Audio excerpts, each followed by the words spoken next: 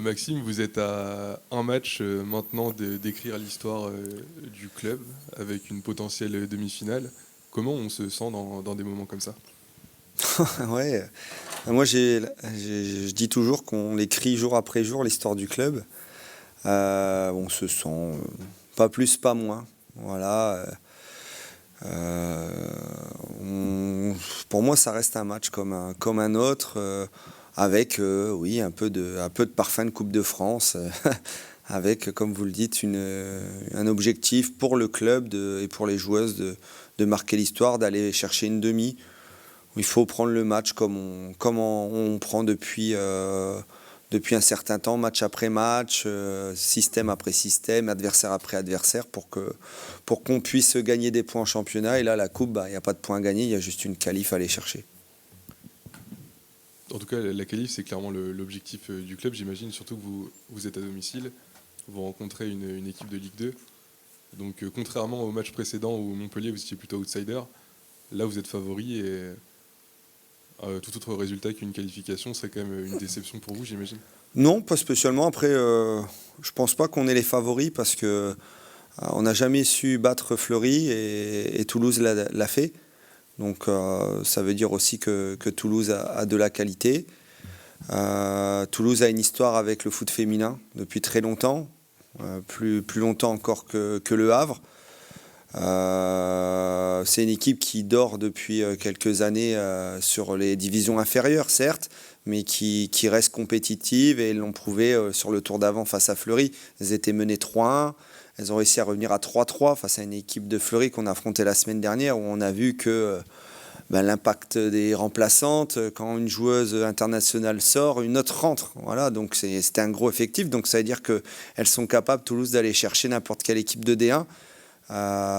Elles sont en liste encore pour monter en D2. Il y a des belles équipes, Lens, Le Mans qui sont dans les 2 premières places. Il y a l'OM aussi qui essaye depuis quelques saisons de remonter au premier échelon. Aujourd'hui, je ne pense pas qu'il y ait de favoris ou pas favoris. Je pense qu'il y a 2 équipes qui sont au même stade en quart de finale, qui ont éliminé toutes les deux grosses cylindrées de l'Arkema Premier League. Après, la seule chose qui joue en notre faveur, c'est que j'ai des joueuses plus expérimentées et qui pratiquent le niveau Arkema Premier League toute la saison. Voilà. Donc l'intensité, elles l'ont. En seconde division, l'intensité est moindre. Voilà, et je pense que c'est sur cet axe-là qu'il va falloir accentuer ce dimanche. Alors Toulouse, tu le disais, c'est une équipe qui est quand même dans le haut de classement de deuxième division, mais c'est une équipe honnêtement qu'on connaît pas forcément beaucoup. Est-ce que tu peux nous en dire un petit peu plus sur cette formation toulousaine? C'est un club, on va dire, formateur chez les filles. C'est un club qui travaille très bien avec le pôle de Blagnac à côté. Antoine Gérard, le coach, c'est quelqu'un que j'ai côtoyé, que je connais. On s'est déjà affronté sur les équipes jeunes en U13 ou en U19 nationale. C'est un coach qui prend le jeu, c'est un club qui prend le jeu à l'image de leurs garçons.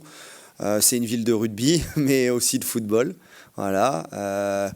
C'est une équipe, comme on a pu les observer, comme on a été les voir en championnat, une équipe joueuse avec des jeunes joueuses, voilà, que le coach a eu pendant diverses années. Et puis c'est aussi une équipe qui a su se renforcer un peu à la trêve avec une joueuse comme Marine Perea de Saint-Étienne, donc qui vient de l'échelon supérieur. Voilà, des joueuses aussi bien connues comme Solané ou Anaëlle Anglais qui ont déjà goûté à la D1. Donc c'est quand même, si on reprend un peu, voilà, c'est une équipe mixte entre la jeunesse très jeune et puis quelques expérimentés. C'est une très belle équipe de coupe. Donc je pense que c'est un de leurs objectifs de venir prendre cette qualif au Stade Océane. Oui. De votre côté, par contre, vous êtes plutôt bien en ce moment, en tout cas depuis la nouvelle année 2025.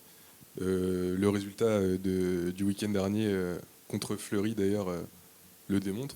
Vous avez quand même tenu tête à une des 4 meilleures équipes du championnat. Donc la confiance est de retour en ce moment dans l'équipe. Oui, la confiance, tout le monde trouve sa place, comme le disait Laetitia. Quand vous avez un nouveau coach qui arrive, il y a 3 mois pour mettre à peu près en place les choses. Il y a aussi une découverte du rôle de coach et des joueuses, c'est-à-dire qu'au quotidien, c'est bien de se voir dans les vestiaires vu que j'étais en formation, mais c'est tout autre quand on est numéro 1 et quand on veut imposer un style, une forme de travail. Donc il faut que les joueuses adhèrent et le digèrent surtout. Et je pense que les vacances de la trêve hivernale a fait du bien de digérer toute la première partie. Depuis la reprise, on a su et elles ont su faire bloc.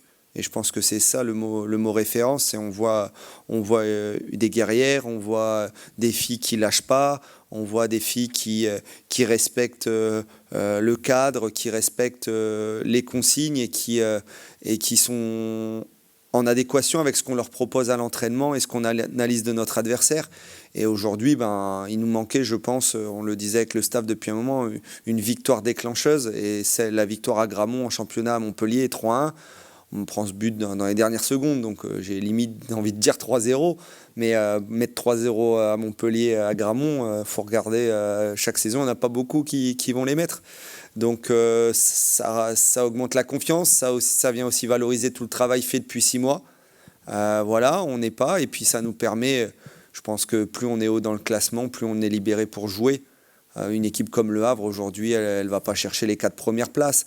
Donc plus elle sera haute dans le classement, plus on sera libéré, plus les joueuses vont prendre confiance. Et aujourd'hui, tout le monde a sa place dans l'effectif, tout le monde a pris conscience qu'elle pouvait avoir sa place dans l'effectif. Ça aussi, il y a eu des retours aussi positifs, Salomé, Eva, Laetitia. On a aussi des filles qui ont pris de l'expérience comme Ikram, qui n'avait jamais connu l'AD1, comme Eden, qui n'avait jamais connu l'AD1. On a aussi l'arrivée de Wassa, comme on peut en plaisanter, mais depuis que Wassa est là, on n'a pas perdu. On a pris des points à chaque fois, on a gagné. Donc c'est super. Et aujourd'hui, ça se sent au quotidien. La banane, staff, joueuse, et puis ensemble pour essayer d'écrire cette fameuse histoire ce week-end. Oui. Est-ce que pour dimanche, tu auras tout le monde à ta disposition? Oui, on a tout le monde. On a toujours Silke de Meyer depuis Strasbourg qui est à l'infirmerie, qui reviendra d'ici un mois et demi, pas avant. On a Héloïse Mansuy qui est plutôt sur un arrêt de compétition totale jusqu'à la fin de saison, avec une blessure au genou. C'est à confirmer encore, peut-être ça va s'améliorer, mais on est dans l'attente. Et puis on a Maniaba qui s'est fait opérer. Voilà, à part ces trois joueuses-là de tête qui sont à l'infirmerie, il n'y a pas trop d'infirmerie. Il y a ce qu'on appelle de la personnalisation, voire de l'adaptation en séance, pour diverses raisons. Comme tout athlète, quand on n'a pas un gros groupe, qu'on tourne avec les 15, 16, 18 même, quelquefois, quand on voit les perfs qu'on a fait, on a quand même pris PFC Montpellier-Fleury, on a pris top 2, top 5, top 6, on a pris 4 points sur 9, on est pratiquement à 50% des points pris et elles ont très bien joué. On a fait encore un match de coupe, un top 5 aussi. Donc aujourd'hui, tout le monde est là et tout le monde, encore ce matin, elle se disait prête à bien se préparer. Et il nous reste une séance pour régler la tire, pour que devant nos supporters au stade Océane, on puisse gagner Toulouse.